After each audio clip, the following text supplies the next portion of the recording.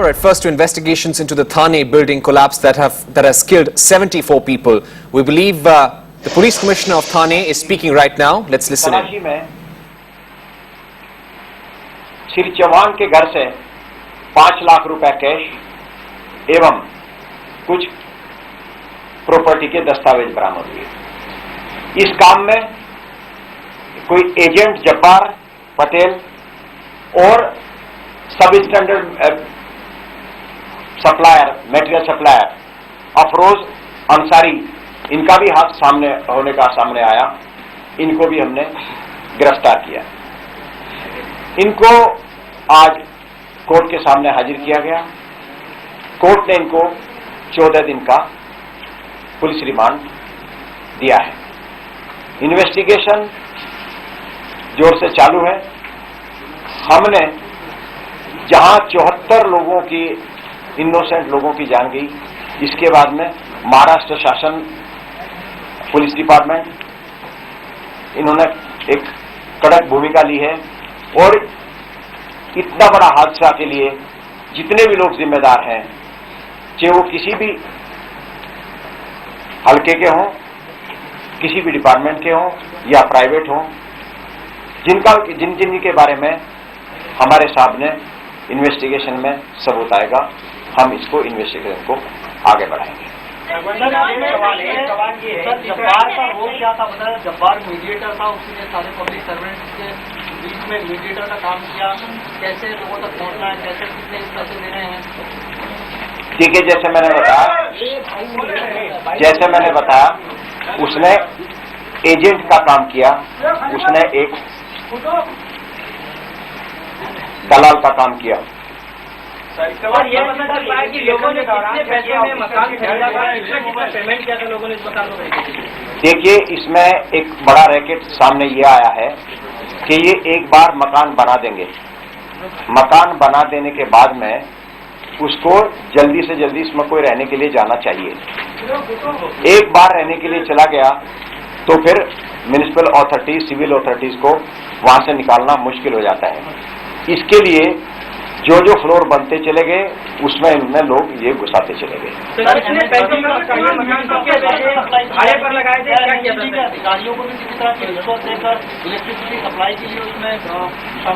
देखिए, जैसे मैंने आपको बताया, ये आरोपी हमको पिछले 24 घंटे में ही हमारे पास आए हैं।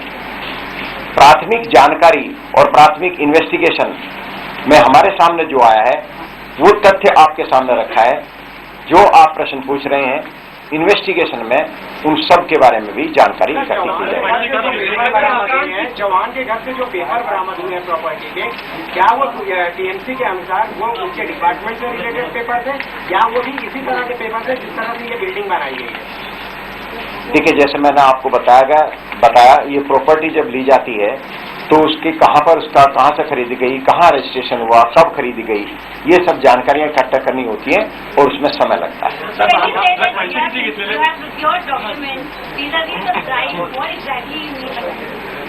हमारे पास इस तरह के दस्तावेज हैं जिसमें अलग अलग तारीखों में, अलग अलग समय पर, अलग अलग लोगों को पैसे दिए गए हैं।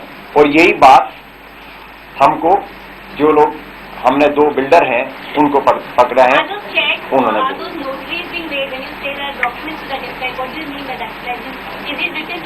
ये जैसे दस्तावेज हमेशा डॉक्यूमेंट ही होता है उसका।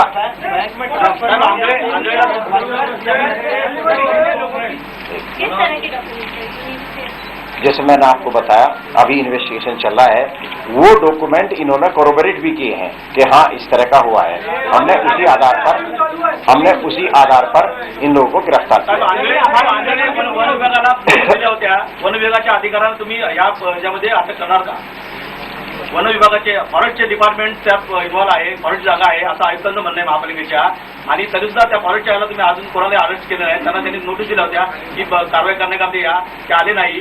आणि दुसरी गोष्ट, आंधळे 1.5 महिन्यापूर्वी तिथे जॉईन झाला होता, त्याच्यात आयुक्तांनी त्याला क्लीन चिट दिली महापालिकेच्या आयुक्तांनी, तरी तुम्ही त्याला अरेस्ट कसं केलं?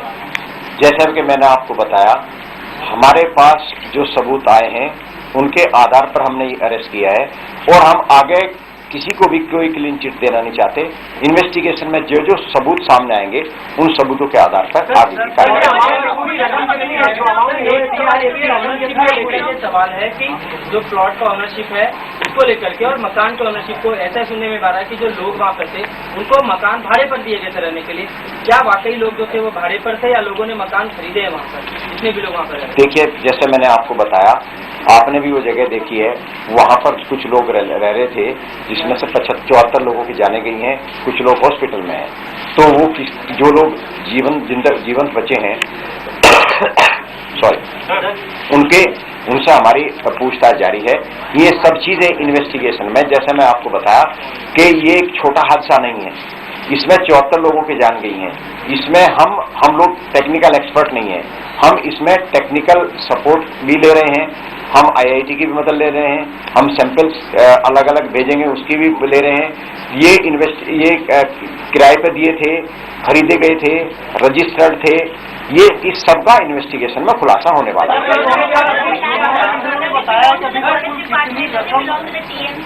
देखिए, जैसे मैंने आपको बताया, ये सब इन्वेस्टिगेशन का हिस्सा है। आज सर्वे हो रहा है, सर्वे होने के बाद में पता लगा किसका जमीन है, आदिवासी की जमीन है, फॉरेस्ट की जमीन है या किसकी जमीन है। जो प्राथमिक आप लोगों ने देखा, जो पेपर में मैंने भी पढ़ा था, वो ये फॉरेस्ट की जमीन बताई गई है। लेकिन ये सारा जमीन के 7/12 के उतारे और ये सब्जी इन्वेस्टिगेशन में जिसका नेग्लिजेंस आएगा हम उसके खिलाफ कार्रवाई करेंगे।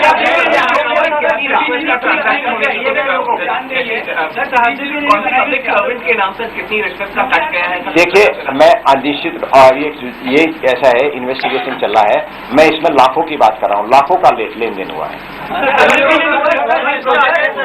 प्राथमिक जांच में इनका कोई और प्रोजेक्ट सामने आया है कि लोगों ने कोई और प्रोजेक्ट बनाया या ऑनगोइंग कोई प्रोजेक्ट है इनका? इन लोगों के उसी लकी कंपाउंड में और 2 बिल्डिंगें हैं, जो कि एक बिल्डिंग कल डेमोलिश होगी और शायद दूसरी होने। इसके अलावा हमारी जानकारी के अनुसार अभी तक के इन्वेस्टिगेशन में जैसे मैंने आपको बताया, मैं आपको निश्चित आंकड़ा नहीं दूंगा, मैंने बताया लाखों में, क्योंकि इन्वेस्टिगेशन का भाग है, ये सब एविडेंस है।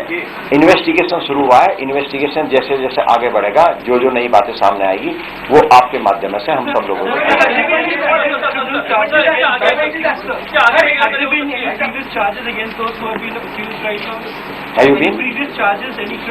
देखिए, अभी तक हमारे आजादी है, हमारी जानकारी में इन लोगों के खिलाफ दूसरा केस हमारे जुरिडिक्शन में कहीं नहीं है। इतने लोगों की जान गई है, 302 आप लगाएंगे क्या? देखिए, कानून आप जानते हैं, 302 क्या होता है, 304 क्या होता है। जाने बहुत गई हैं, 74 जाने गई हैं, इसमें कोई बनी, लेकिन कानून के दायरे में रह करके हमको काम करना है। कानून में 304 का केस होती है, लेकिन चेन स्नैचर्स को इसी इलाके में MCOC लगाया गया है, तो ये ऑर्गेनाइज क्राइम की तरफ आगे चल के आप लगाएंगे उनको MCOC? देखिए, जहां तक ऑर्गेनाइज क्राइम का सवाल है, ये on the face of it organize crime दिखता है, लेकिन MCOC लगाने के लिए जो मिनिमम इंग्रेडिएंट होते हैं कि एक केस से ज्यादा उन लोगों के खिलाफ पहले कोर्ट में चार्जशीट होनी चाहिए जिसमें 3 साल से ज्यादा की सजा हो, और वो इस तरह के जिसका कोर्ट ने कॉग्निजेंस ले लिया हो। अभी तक हमारी जानकारी में इस तरह का केस नहीं है। सर, जहांगीर सैयद अली जो है, जहांगीर सैयद, इनको जो गिरफ्तार किया गया है, इनका रोल क्या रहा है सही तरीके से इसको?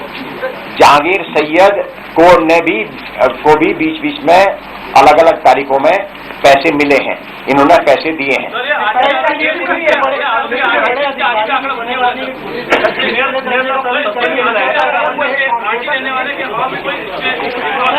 एक पुलिस कर्मी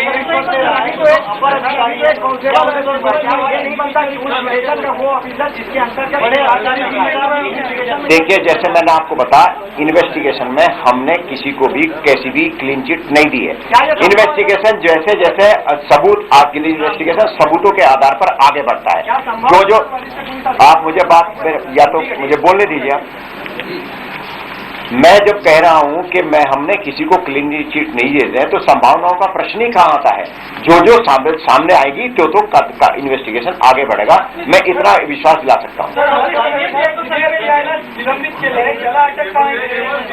निलंबन आणि अटक मध्ये काय संबंध नाही। दोष नाही आहे का? अरे इन्व्हेस्टिगेशन आता आम्ही असं म्हटलं नाही की त्यांचा दोष नाही आहे। दुसरी गोष्ट, आता तुम्ही जे आकडेवारी दिली आहे मृतांची आणि जखमींची, पोलीस रेकॉर्डनुसार आहे की टीएमसी नुसार आहे? हे आमचे रिकॉर्ड अनुसार आहे। डॉक्टर सैयद को किसको पैसा देता था किस ऑफिसर, क्योंकि सीनियर को सस्पेंड किया गया है और सैयद को अरेस्ट। मैंने आपको बताया इन्वेस्टिगेशन में अभी सबको अरेस्ट, अब आगे इन्वेस्टिगेशन में जो होगा, अभी ये यहाँ इन्वेस्टिगेशन थम नहीं गया है, इन्वेस्टिगेशन शुरू हुआ है। इसमें जो सामने आएगी इसके अंदर बड़ा पॉलिटिशियन आ जाएगा तो उसको अरेस्ट होगा क्या? पैसे कौन किसको देता था, बिल्डर का रोल, टीएमसी का रोल, जो पार्षद है उसका रोल, उस बारे में थोड़ा विस्तार से बताइए। मैं आपको पहले भी बताया, मैं फिर आपसे नम्र निवेदन करता हूं कि उनका कस्टडी अभी एक आधा घंटा पहले हमको मिली है, 24 घंटे से के अंदर वो अरेस्ट हुए हैं। इतनी चूंकि आप लोग सब बहुत उत्सुक थे, आपके माध्यम से लोगों तक ये बात पहुंचनी जरूरी थी, इसलिए हमने बताना उचित समझा। इन्वेस्टिगेशन शुरू हुआ है, इन्वेस्टिगेशन के सामने न कोई रैंक होता है और इन्वेस्टिगेशन के सामने न कोई ओहदा होता है। किसी भी ओहदे का होगा, किसी भी रैंक का होगा, कितना भी बड़ा या छोटा होगा, जिसी के खिलाफ इन्वेस्टिगेशन में एविडेंस आएगा उसके खिलाफ कार्रवाई होगी। काम हो रहा था मुंब्रा में, जिसमें पुलिस अधिकारी भी शामिल था, जिसमें बीएमसी के भी अधिकारी शामिल थे, जिसमें जनप्रतिनिधि भी शामिल थे। भाई सबको मौका मिलना चाहिए ना। सेक्शन अप्लाई किए हैं सभी आरोपियों के खिलाफ। देखिए इसमें हमने 304, 336, 337, 338 section 13(1)(d) of prevention of corruption act, क्योंकि इसमें सामने आया है कि इन्होंने अपना इस गलत काम को अंजाम देने के लिए पब्लिक सर्वेंट को पैसे दिए। Culpable amount 304 is culpable homicide, not amounting to murder. Deepak Chauhan ने न्यूज नेशन टीम के कैमरामैन और रिपोर्टर के ऊपर हमला किया था, उस पर किस तरह की कार्रवाई आगे की? देखिए उसने अभी तक हमारे सामने क्रॉस कंप्लेंट दाखिल है वर्कर नगर पुलिस स्टेशन में। वो अपने घर में थे, उनके घर में अगर कोई जबरदस्ती जाकर घुसता है, कुछ करता है तो उसको कंप्लेंट देने का अधिकार है। आप अधिकार तो सबको है ना। न्यूज स्टेशन के बाद पूरी वीडियो क्लिपिंग है जिसमें ये देखा जा सकता है इन्वेस्टिगेशन में आप सब कुछ, इन्वेस्टिगेशन में आप सब कुछ दीजिए, सब इन्वेस्टिगेशन में इम्पार्शियल इंक्वेस्ट।